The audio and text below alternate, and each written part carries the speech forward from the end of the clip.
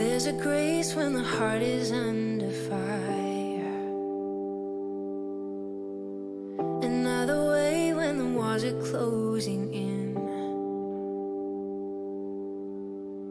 And when I look at the space between where I used to be and this reckoning, I know I will never be alone. There was another in the fire, standing next to me. There was another in the waters, holding back the seas. And should I ever need reminding what power set me free, there is a cross that bears the burden, where another died for me. There is another in the fire.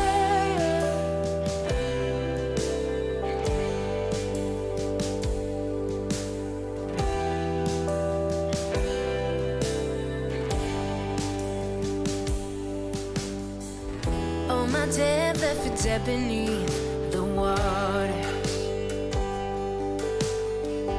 I'm no longer a slave to my sin anymore. And should I fall in the space between what remains of me and this reckoning, either way I will bow to the things of this world. And I know I will never be alone. There is another in the fire, standing next to me. There is another in the waters, holding back the seas. And should I ever need reminding what power set me free, there is a grave that holds nobody. Another power lives in me. I can see the light in the darkness as the darkness bows to him. I can hear the roar in the heavens as the space between wasteland. I can feel the ground shake beneath us as the prison walls cave in. And nothing stands between us. And nothing stands between us.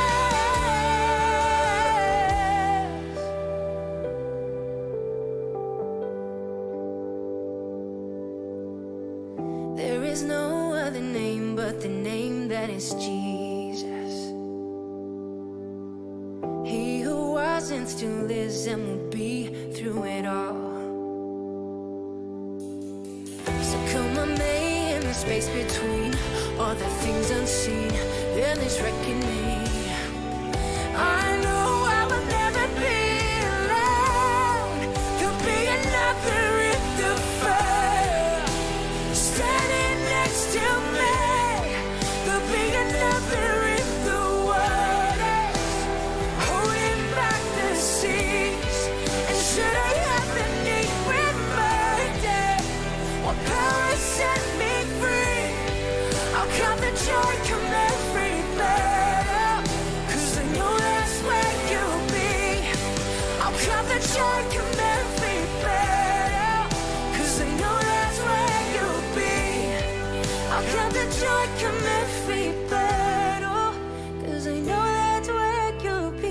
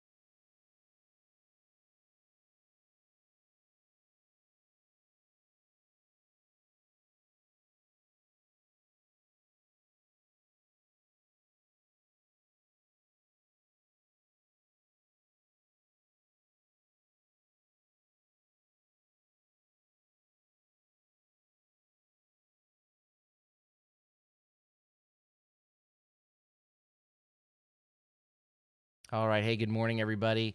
It is Tuesday morning, April the 25th, 2023. And listen, I think we got all of our internet issues. It should all be squared away. Yesterday, when the stream was over, we went and I went ahead and went to our internet provider, switched out modems, made sure we went ahead and upped our speed. And so I'm not sure why didn't we didn't in the past need to up our speed because everything was working fine for a long time. But over the last, I don't know, month, we've had all these issues. Um, so I think it should be over, and I really hope it is. All right, all the problems. All right, so let me say good morning to everybody. I mean, you know, you have an occasional issue, but daily or 3 or 4 times a week, it's absurd. Shouldn't be happening. All right, good morning to Jeannie and to Kathleen, to Eileen and to Joshua. Good morning to Ron and Amy and to Jerry and Janet and Rachel and Dayspring. And good morning to Hattie and Sonia and Margarita and Sonia Tkach. Good morning. And to Pat and Lori. Good morning, you guys. And good morning to Kelly Kenfield and to Kelly and Melody Woods and to Mignon and Rashad. And good morning to Barbara Callahan. Let me take a glance here. I need to refresh this page. And good morning to Elizabeth and to Jesse and to Misty and to Pastor and Sister Martinez. And hello to my sweet sister. I love you, Maria. I hope you're doing well. Have a great afternoon. And good morning to Sharon and the Eddies, to Lauren and Mike and David and Levi and Valor and Haven and Everett. And I think that's everyone for now. Hey, I do want to point something out. I know Mother's Day is coming up in just a few weeks, and I just received this, which I'm super excited about. So I want to encourage everyone, if you're able to. Our very own Dayspring McLeod has written another book, and it's called 10 Women Who Were Spiritual Mothers. And so it's I just received it and have kind of thumbed through it, but I haven't fully read it yet. But if you're looking for a great Mother's Day addition to your gifts to mom, this would be probably a good one. This would be a good one. And it's available on Amazon. And so you look up Dayspring McLeod, MACLEOD. 10 Women Who Were Spiritual Mothers. It's available on Kindle and in paperback. So, all right.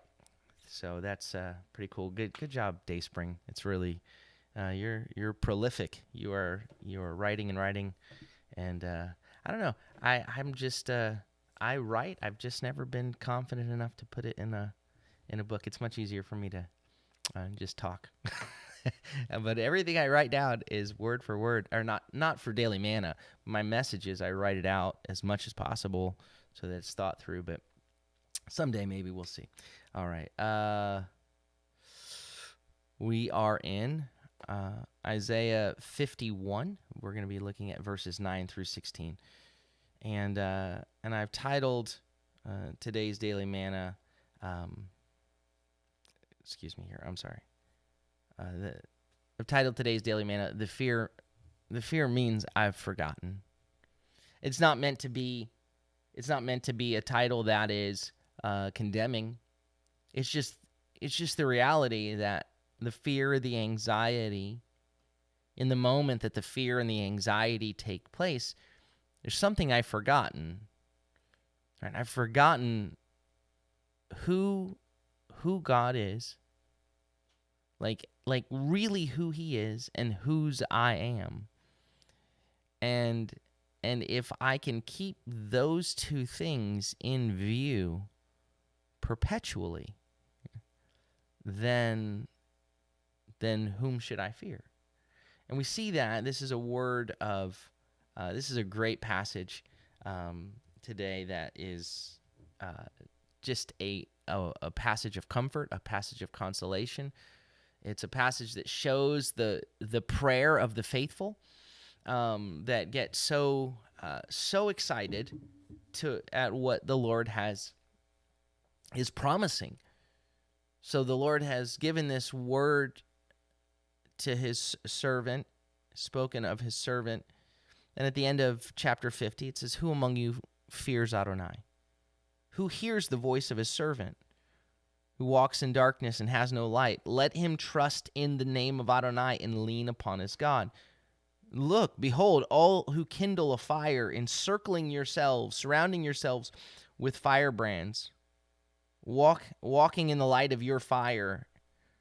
It says, walk in the light of your fire and among the brands you've lit, and this you will have from my hand. You will lie down in pain or in torment. So again, which are you going to be? Are you going to listen to, heed the voice of the servant? Even if it looks dark? If it looks dark, then you trust in him, trust in the name of the Lord, and lean on your God.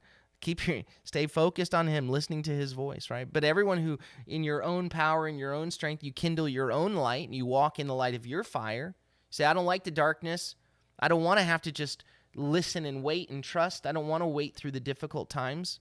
I'm going to do it my own way. The end result of that is pain.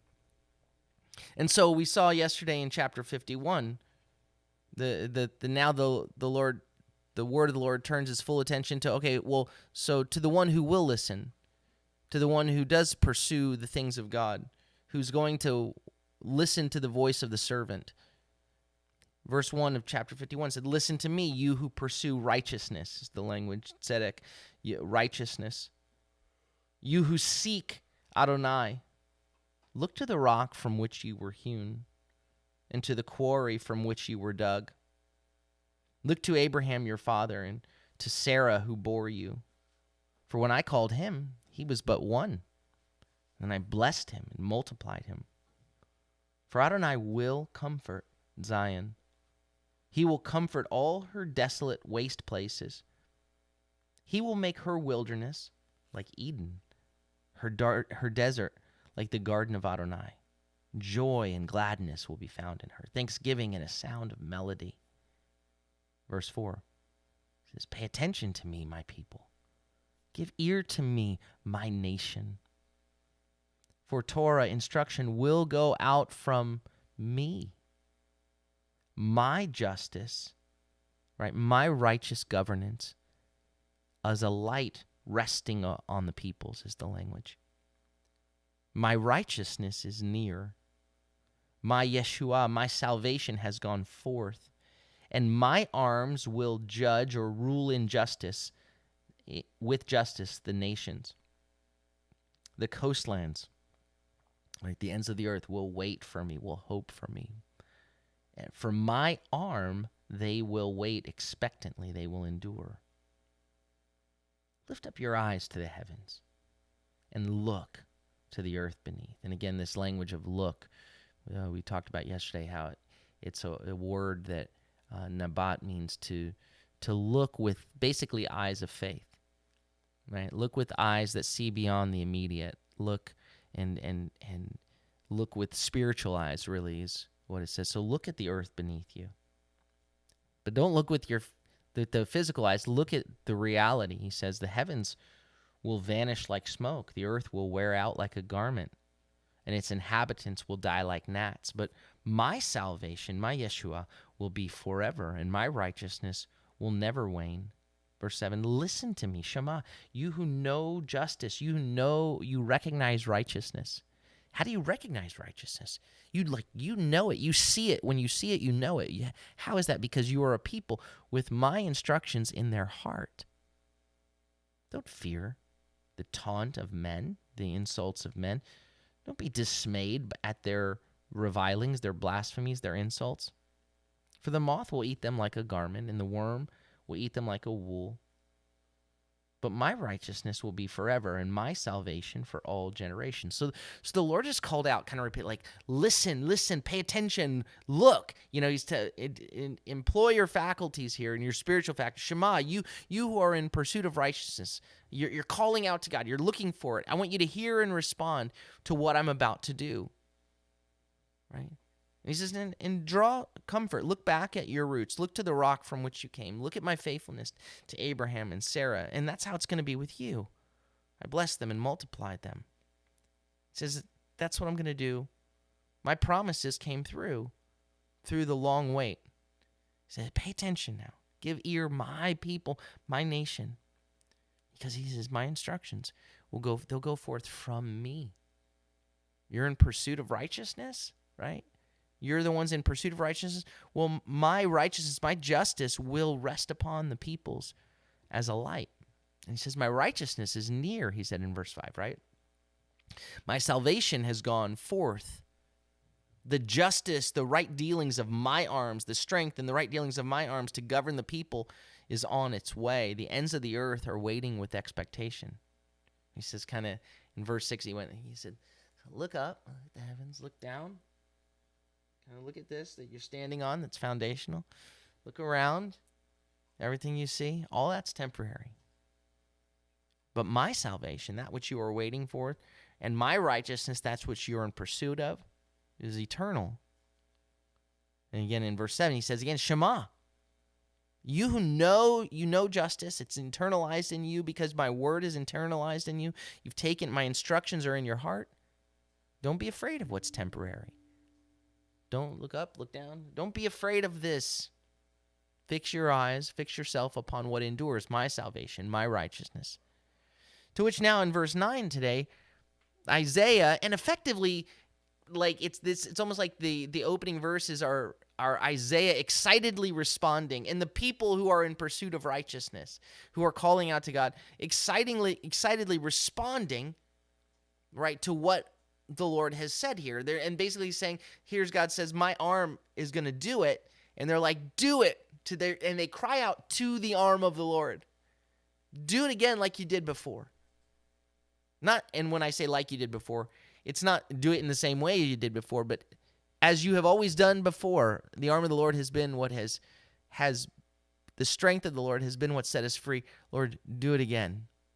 The Lord has promised now the work of his arm, and in response to that, those pursuing the Lord call out to him. And they call out to him, there's this trust, this faith that basically the Lord has stated it, and so if he says it, then we call out with expectation, believing what he has said.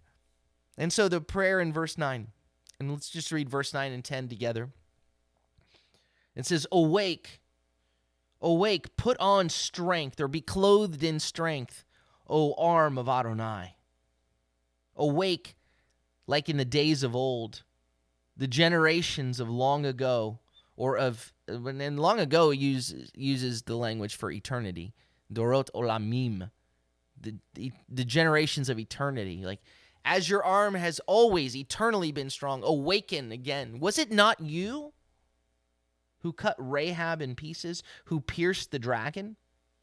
Was it not you who dried up the sea,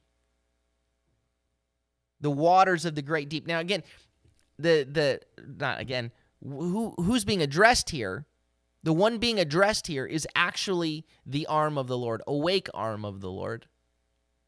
And so in verse 10, literally it says, was it not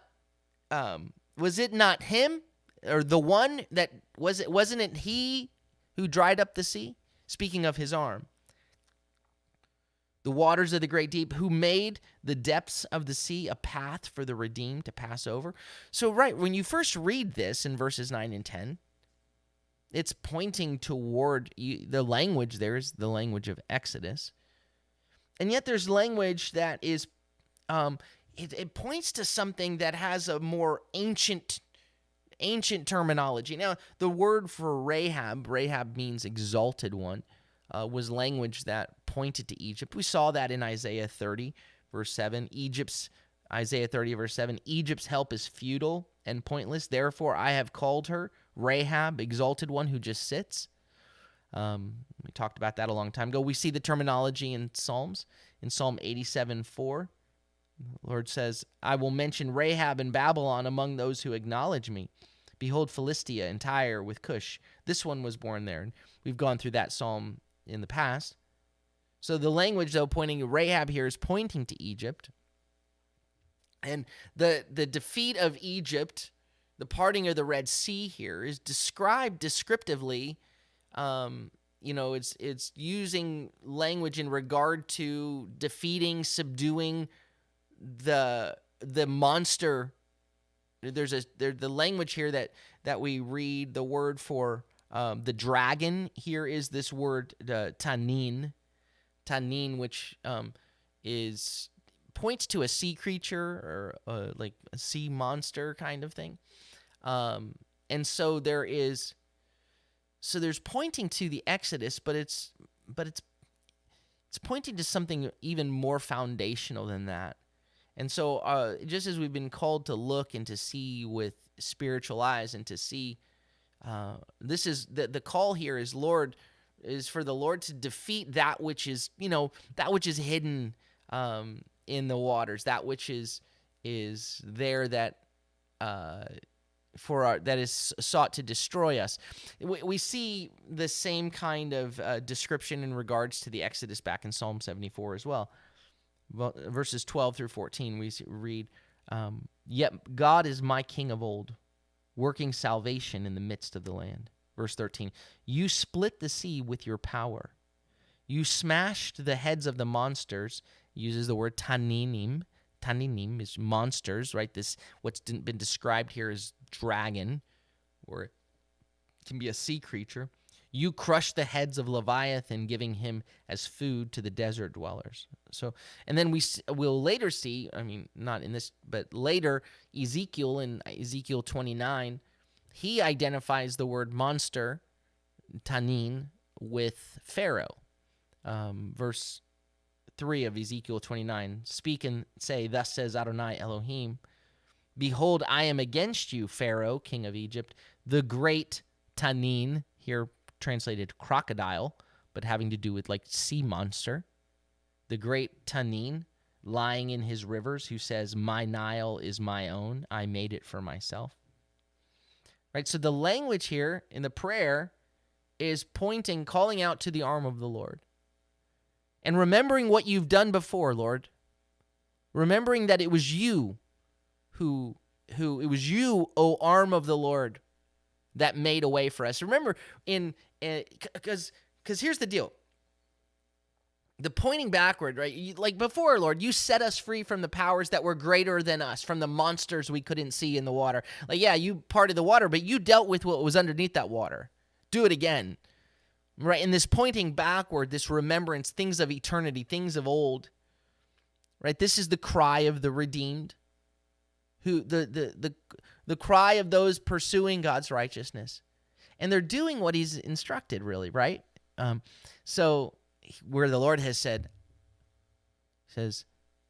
"Look to the rock from which you were hewn," right? Look back at Abraham and Sarah, and just so that you can draw upon my faithfulness throughout that long wait. Right? And then you can take that principle of my faithfulness and extrapolate that out. That you can look to what I did with Abraham and Sarah and extrapolate that out to say, because God Himself is faithful. The issue isn't how He will do it, but that He will do what He said He'll do, that He will fulfill His promises, that you can't lock down His timetable. So while in Isaiah 43, the Lord says, forget the former things, and then at other points He says to remember the former things, right? But the issue is, don't keep looking for God to do it all exactly the same way, but know that in principle, that the God who acts in new ways, who acted in a new way then, will act in a new way now. And what is not new is the fact that He is faithful forever. So you can take that principle and extrapolate it. So then you can go from Abraham and Sarah, and now they respond. He has said, look back to the rock from which you were hewn. And they were like, yeah, okay. And then look what you did in Egypt. We can go beyond that. Look to our forefathers in Egypt and what you displayed with the power of your arm. And Lord, would you do that again? Remember in Exodus 6:6, how can you forget? We've just gone through the Passover. We've said this verse a gazillion times now. Therefore say to the children of Israel, I am Adonai, and I will bring you out from under the burdens of the Egyptians. I will deliver you from their bondage, and I will redeem you with an outstretched arm and with great judgments. And so now they say, okay, arm of the Lord, who did that of old in ancient times, do it again. Again, let's read again. Verse 9. Awake, awake, put on strength, O arm of Adonai. Awake as in the days of old, the generations of long ago. Wasn't it you who cut Rahab in pieces, who pierced the dragon? Wasn't it you who dried up the sea, the waters of the great deep? who made the depths of the sea a path for the redeemed to pass over. Verse 11, now the ransomed of Adonai will return, and they'll come to Zion with singing, everlasting joy, and joy everlasting upon their heads. They will obtain gladness and joy, and sorrow and sighing will flee away or escape. So this is fascinating. In one sense, they've been drawing upon, recalling what the arm of the Lord has done in the past, drawing upon the promises that God made for what will be, and for those who pursue righteousness. And so what they do now, drawing upon what he has done, they point toward what he said he will do. And so verse 11 here is almost a word for word with a slight flip-flop of one phrase. It's almost a word for word repetition of Isaiah 35:10. Look at Isaiah 35:10. The ransomed of Adonai will return and come to Zion with singing, with everlasting joy upon their heads. They will obtain a gladness and joy. It says gladness and joy will catch up to them, will overtake them. And sorrow and sighing will flee away, right? This is this promise that the Lord made back in Isaiah 35. And it was a cry calling out to the weary and the hurting. Remember Isaiah 35, 3 and 4. Strengthen the limp hands, make firm the wobbly knees. Say to those with anxious, racing hearts, be strong, have no fear. Behold your God. Look at your God. Vengeance is coming. God's recompense, it's coming, and he will save you. He will deliver you. It goes on to say, so look at him. He's going to set you free, and he's going to deliver you, and there's going to be a highway there, right? The way of holiness for the one who, and it's the one for the one who walks on the way. And on that path, there won't be lions or ravenous beasts, right? You know who will be there? The redeemed of the Lord will be there. And the sorrow and the sighing will flee away. And so this verse is then repeated. And so now, having recalled what God has done in the past, and now what God has said he's going to do, he's going to make a way in the comfort that he spoke in Isaiah 35, in faith and in trust, right? The people cry out, Isaiah and those pursuing righteousness cry out, Lord, we're holding on to what you've done and to what you've said you will do. We're holding that it will be. And so do it again, Lord, to which the Lord responds then in verse 12 emphatically with words of comfort. He opens up with Anoki, Anoki, I alone, I myself, I am the one who comforts you. That's who I am. Who are you? Who are you? Right? Do you know who you are? So look at me, he says. I'm the one who comforts you. Look at me. Who are you? That you should fear mortals. The word here, enosh. You should feel dying men. Mortals who die, or a son of man who is given up like grass. Focus on, look at me. Anoki, he says. Being who I am, who are you? Being who you are, how is it that you fear them? Being what they are. And he points to they're temporary.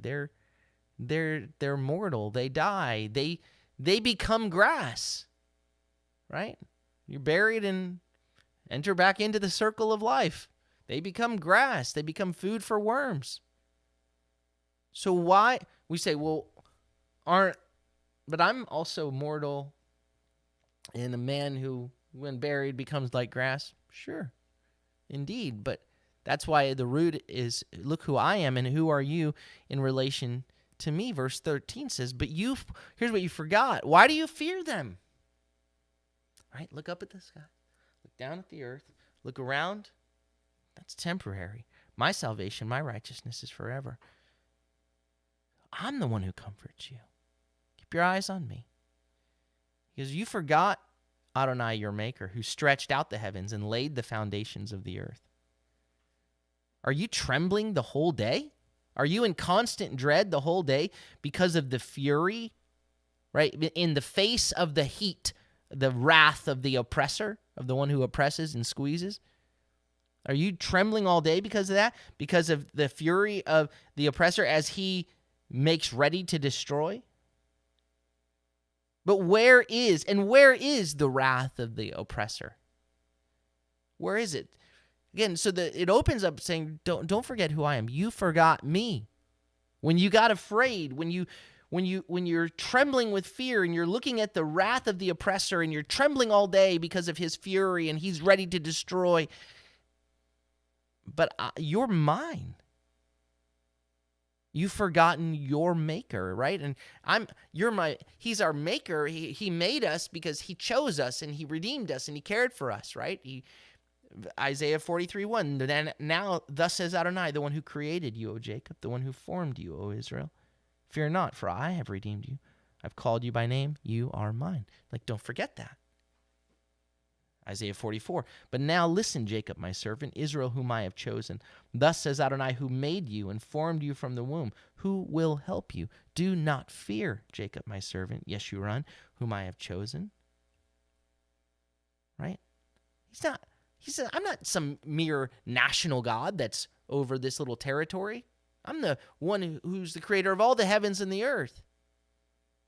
To forget him, to forget the immediate sense of who he is and who I am in relation to him, his presence and his care and his power is to live in defeat.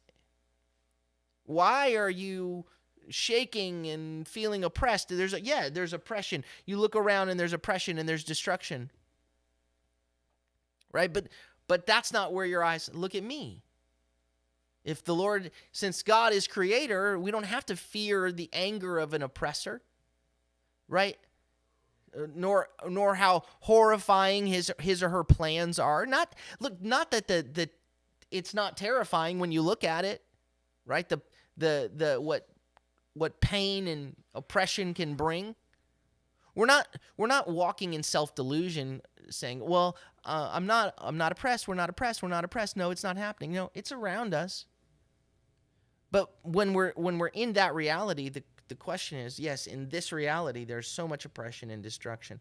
So the Lord wants us to fix our eyes upon him who is over all. So within this, we feel like we're consigned to what the oppressor wants to do. But we recognize that all of this, the Lord holds in his hands. And when we fix our eyes on him, then he looks, and we're in the middle of that, and he says, don't worry. Hey, you're mine. Fix your eyes on me. In the middle of all that, look at the greater reality. I hold it. I hold you in my hands, right? So in view of that, what shall we say? Romans 8:31 says, if God is for us, who can be against us, right? Therefore, when I fear, it's because I'm looking around. I'm looking at what I can see, but he wants us to fix our eyes on who he is, on who we are to him. Verse 14, he reminds us in comfort, I'm the one who comforts you. And he says, soon, one bowed down will be released. He will not die and go to the pit, nor will his bread be lacking. So soon the cowering one says will be free. Will be free, and he will not die and go to the pit. This is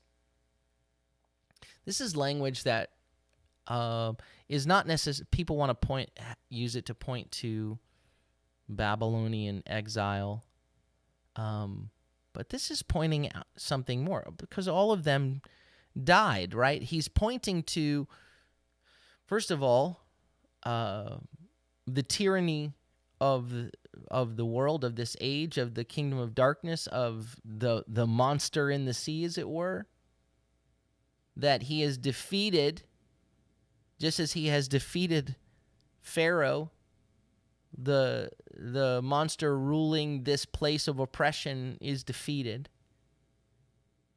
The language here for me, I to be honest, look, I can't say that I found any commentators who would agree with me, okay? Because I didn't see it in anything anyone wrote so far. But that's okay. I'm not looking for... All I'm going to say is when I first read this, it seemed to me... Now, this is me reading into the text what I understand now through from Yeshua, that I can look back and see what had been spoken of, that now it makes better sense. So the promise here, right? Like, look to me. Why are you so afraid? Let me tell you what's going to happen. What is everyone afraid of? Everyone's like the greatest enemy, the last enemy the scripture talks about to be defeated is death. This oppressor, this thing that squeezes us. But it says soon one bowed down, one who has been imprisoned will be in freedom. He will not die and go to the pit. To me, this is language to me that points toward the resurrection. That points to what the servant, to the hope that we have that breaks everything open in freedom. That the one who is the bread of life, who is his word going forth that brings life. And in just a moment, the Lord is going to address the servant briefly. So the hope here is in this reality that he's not going to die or go down to the pit, and his bread won't be lacking. So most of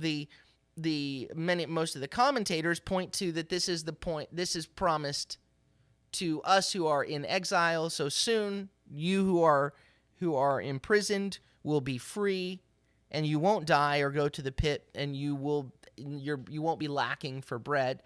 Well, sure, but why? Because he's the first fruits of that. Someday I will not die. We will rise, right? But because he rose first, he's the first fruits of the one who would be the bowed down one who will be released and not die and go to the pit.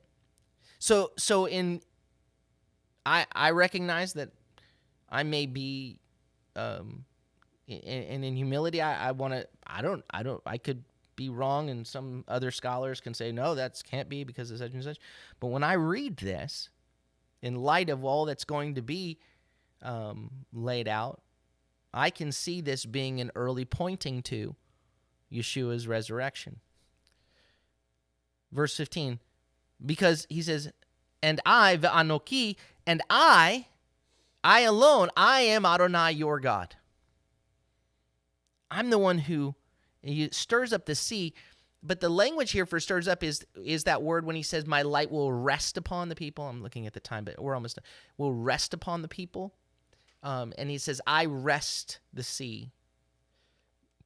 So the Lord can make this, and I read this where he says, I calm the sea. I rest the sea. And I make it roar. So the so that here in Hebrew isn't necessarily a so that. It's simply the vav, which means and. It can mean but. It's a connector. So this very well can be saying, for I alone am Adonai your God, who calms the sea and makes the sea roar. Adonai Tsevaot is his name. Right? Know who I am. I am the Lord of hosts. I am Lord of all. I am the Lord of every of angel armies. I'm the Lord of hosts. And so now he speaks. He turns, it seems like in verse 16, he turns to address the servant. So in my mind, in my eyes, soon one will, he's saying to everyone with the servant there, soon one will be bowed down. One bowed down will be released. He will not die, nor will his bread be lacking. Right? Because I alone am your God, the one who calms the sea, the one who stirs it up. Adonai Tsevaot, it's his name. And at this point, the Lord Adonai addresses the servant and says, I have put my words in your mouth, and I have covered you in the shadow of my hand. You remember the language of the servant where he says the servant, his word is like a sword, and then he is like like the sword hidden in my hand, like an arrow concealed in my quiver. I have covered you in the shadow of my hand. I who set the heavens in place, who laid the foundations, I who planted the heavens. It's pointing to a planting of the heavens. It can be I who set the heavens, or I who will plant the heavens, like pointing to potentially using the language for planting, Some commentators talk about this being the new heavens and the new earth. I don't know but I, who set the heavens in place, who laid the foundations, and I say to Zion, you are my people. Right? That the Lord speaks to the servant for a moment, that he'll be covered until the time for him to be is revealed. And through him, God will plant anew the heavens and the earth and a new creation, a new order.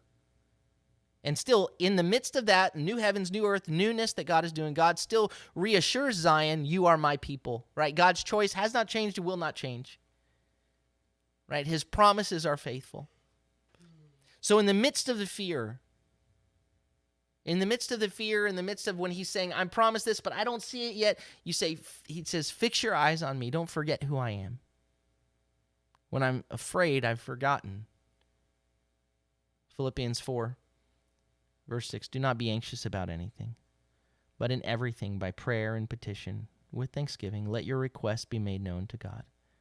And the shalom of God, which surpasses all understanding, will guard your hearts and your minds in Messiah Yeshua. In the midst of the fear, when the fear comes, it's because I've forgotten for a minute. I've forgotten for a minute. We forget for a minute. But who is he? He's the one. He says, I'm the one who comforts you. That's who he is. So put your hope in him and your trust in him. Amen? All right. Let me say hello to anybody that I missed on the front end. Good morning again. Good morning to Tina, and good morning to Rachel. Great, Eileen, pointing to 2 Corinthians 4:18. We fix our eyes not on what is seen, but on what is unseen, since what is seen is temporary, but what is unseen is eternal. Amen. And good morning to Hattie, to Elizabeth and Jesse, and I think I got everyone there. And I think that's everyone so far this morning. So, all right, and I think no problems. All right, may the Lord bless you and keep you. May the Lord make his face to shine upon you and be gracious unto you. May the Lord lift up his countenance upon you and give you peace. Shalom, shalom. Have a beautiful day.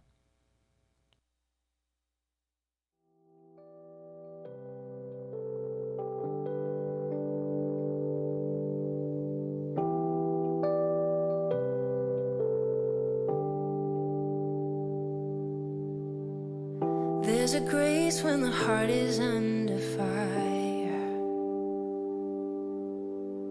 another way when the walls are closing in.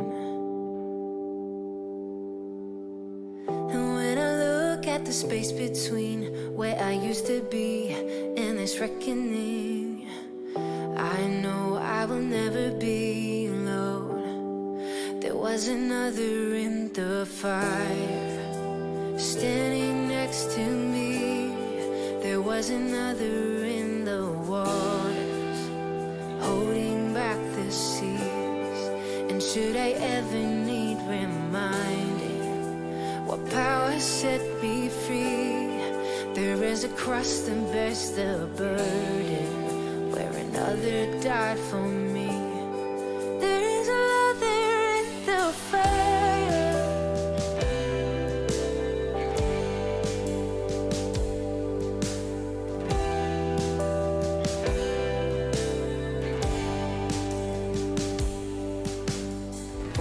My dead left for dead beneath the waters.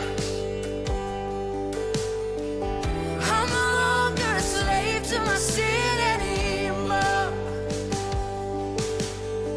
And should I fall in the space between what remains of me and this reckoning, either way I will bow to the things of this world.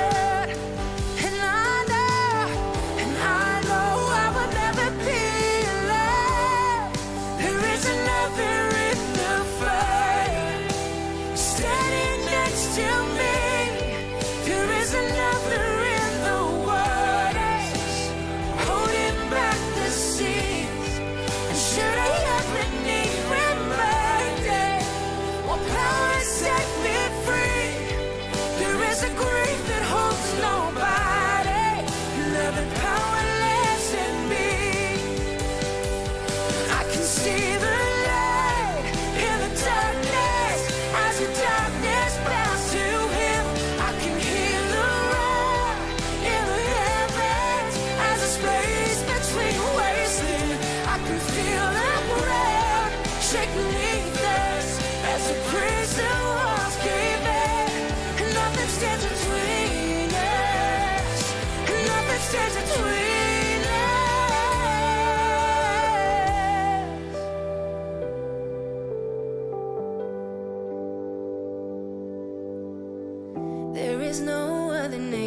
the name that is Jesus.